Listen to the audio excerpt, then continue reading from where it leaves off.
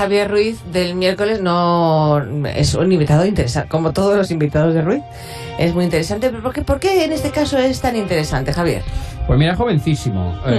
Tiene 29 años, es un joven realizador de Castellón que se interesó, yo creo que desde pequeño, no tiene que venir seguramente. Bueno, todos conocéis o hemos oído hablar de y hemos visto a Godzilla, ¿os acordáis? Qué buenas pelis de Godzilla. Monstruo arrasando Tokio. Sí. Exacto. Bueno, pues Jonathan Bellés, que es nuestro invitado, ya digo, este joven realizador nacido en Castellón hace 29 años, licenciado en Bellas Artes, además con una carrera pues muy extensa pese a su juventud, se interesó, ya digo, por Godzilla y ha dirigido un documental que se llama Los albores del Kaiju Eiga. Kaiju Eiga significa bestia gigante o bestia extraña en japonés. Y para allá que se fue a Japón con muy pocos medios, con muy poquito dinero, para indagar sobre los orígenes de la bestia, y es el único que habla sobre el vínculo de la bestia con los bombardeos atómicos de Hiroshima y Nagasaki en el año 45. Sabéis que ahora en agosto se cumple el 6 y el 9 de agosto, es el aniversario de las dos bombas atómicas que se lanzaron sobre estas ciudades. Es un documental muy interesante porque recorre los 64 años de historia del personaje a través de 23 cineastas japoneses, vamos, que es un amante de Godzilla, de su tradición, de su leyenda, y ha indagado sobre él y tiene un trabajo que es este documental del que podemos hablar ahora con él. Jonathan Bellés, buenos días. Buenos días. Bueno, ¿cómo se te ocurre, desde cuándo esta obsesión? Porque parece un poco obsesión, ¿no? Lo que sientes por Godzilla. Efectivamente. Bueno, esto viene ya desde muy pequeño, ¿no? Yo siempre he sido un apasionado del cine, cine de catástrofes naturales, cine fantástico, y un día, con 8 o 9 años de edad, descubrí la primera película de Godzilla, ¿no? En este caso una película japonesa, y fue cuando ya, bueno, que fue un flechazo, ¿no? Directamente. Y ya desde muy pequeño es una cosa que siempre me ha llamado mucha atención, principalmente en el modo en que las películas estaban hechas, ¿no? Las maquetas, todo era muy artesanal, ¿no? Como se hacía por aquel entonces, ¿no? Y bueno, un poco con el tiempo me convertí en un fan, evidentemente.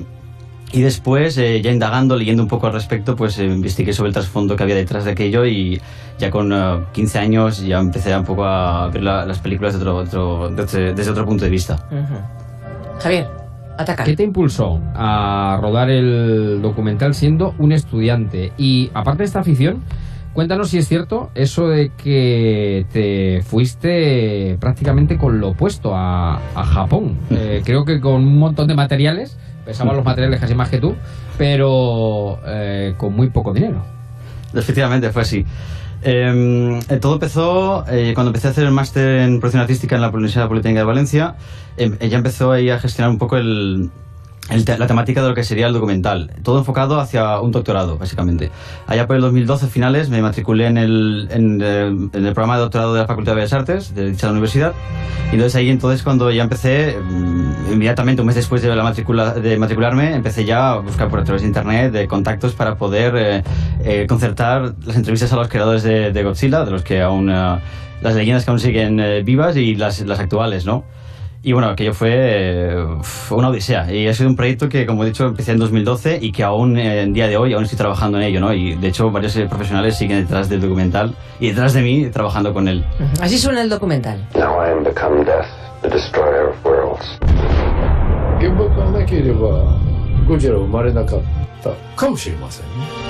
Claro, ¿tú sabes japonés?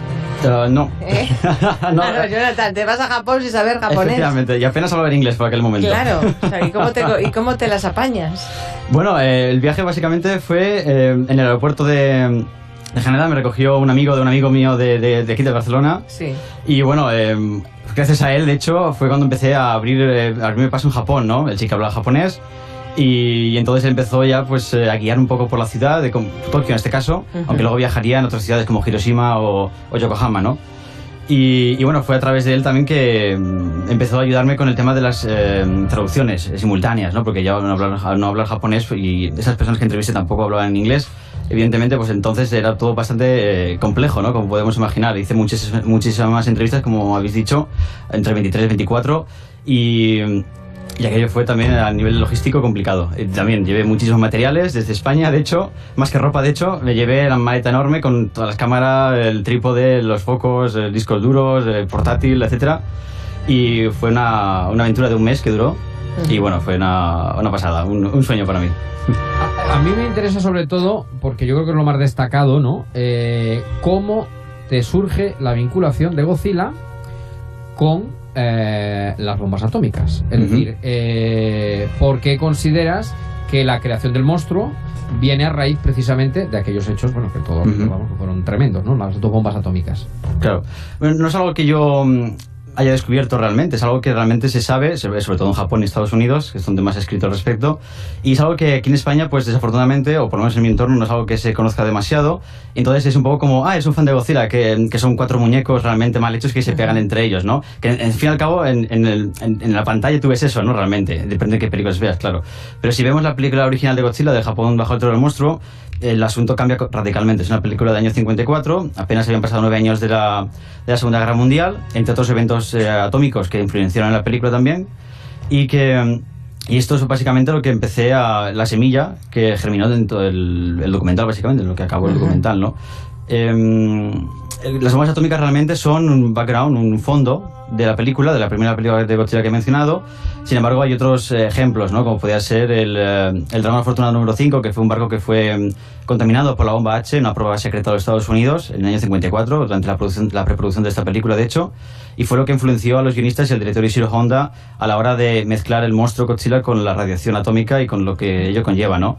Si vemos la película original, no la versión americana que hicieron 2 años después, en Hollywood, el remontaje que hicieron, pero la versión original japonesa, Ishiro Honda, que fue un veterano de guerra, él había batallado en China durante la Segunda Guerra Mundial. Básicamente él nos trae una película que en ciertos momentos parece un docudrama, un documental, ¿no? Porque básicamente retrata lo que él vivió en la Segunda Guerra Mundial, lo que él vivió también en China cuando visitó en el año 46 las ciudades destruidas de Nagasaki y Hiroshima, y la plasma en la película con una atmósfera, una fotografía en blanco y negro, un contraste brutal y yo diría que casi único en la propia saga de Godzilla o en el Kaiju Eiga. ¿Cómo has sentado tu documental en Japón? Bueno, realmente el documental, como estaba en fase ya de finalizándose, en la fase de postproducción, realmente aún no he podido mostrárselo a las personas que entrevisté allí o a las personas que trabajaron conmigo. Solo he visto la versión, digamos, estoy trabajando en la versión número 7 del documental, número 8, Jesús, aproximadamente. Sí. Son muchos años y trabajando en el montaje hasta conseguir pues digamos los objetivos la perfección, que, ¿no? La perfección. Efectivamente. Por lo menos que el mensaje quede claro respecto a lo que es, ¿no? Que no es únicamente unos muñecos, un hombre disfrazado destruyendo maquetas, sino que tiene algo más, ¿no? Y que es algo que realmente en el cine de aquella época difícilmente podemos encontrar, ¿no? Esa crítica, sobre todo la crítica no a Estados Unidos, sino más bien al uso de la arma atómica, ¿no? ¿Y vas a mandarlo a festivales?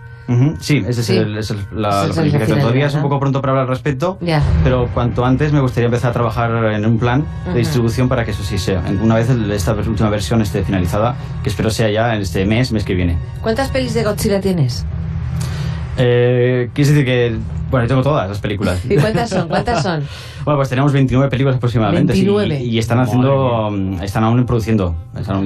Netflix, por ejemplo, ha coproducido con Toho, que es la dueña del copyright de Godzilla, 3 películas de animación. Están ya por la segunda, recién estrenadas no hace mucho.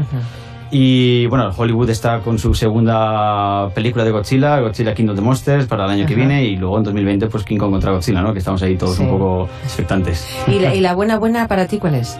Sin duda, la primera película de Godzilla es la que hay que tener siempre en cuenta como referencia y como origen del Kaiju Eiga, ¿no? Que es las películas de monstruos. Y sin duda, una película muy reciente que es del año 2016, que también producida por Toho, que es Shin Godzilla. Sin duda, para mí es el perfecto. ¿Esa se puede ver en España así fácilmente o...? Pues mira, esta de Shin Godzilla fue estrenada aquí en España, de hecho. La pusieron, eso sí, en japonés subtitulada en castellano, lo cual es una película bastante complicada de ver, porque tiene mucho diálogo y es bastante larga. Pero sin embargo es una película política, de hecho, y Godzilla es una especie de excusa, en mi opinión, ¿no? Pero es muy interesante. Pues es una maravilla que uno se... Tú vas a seguir fascinado con este tema, claro. Yo creo que sí. Hasta la eternidad y más allá. Siempre. Es una cosa que también cuando era pequeño dibujaba, ¿no? Sí, ¿te disfrazabas de Godzilla en el colegio o algo así? ¿O? Pues tengo una foto por ahí que ronda al respecto.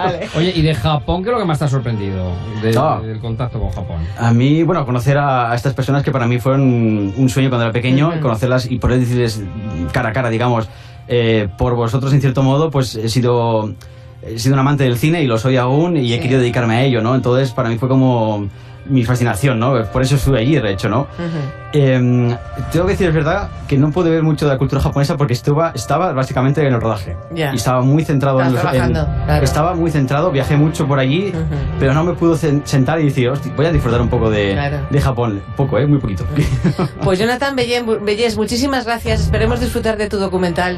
Muchas gracias. Para todos los amantes de Godzilla, que los hay, y muchos, sobre todo los chavales, vamos, disfrutan con Godzilla, que es una maravilla. Y muchos mayores también, sí, es verdad. Gracias, Jonathan. Gracias a vosotros. Un beso grande. Chao.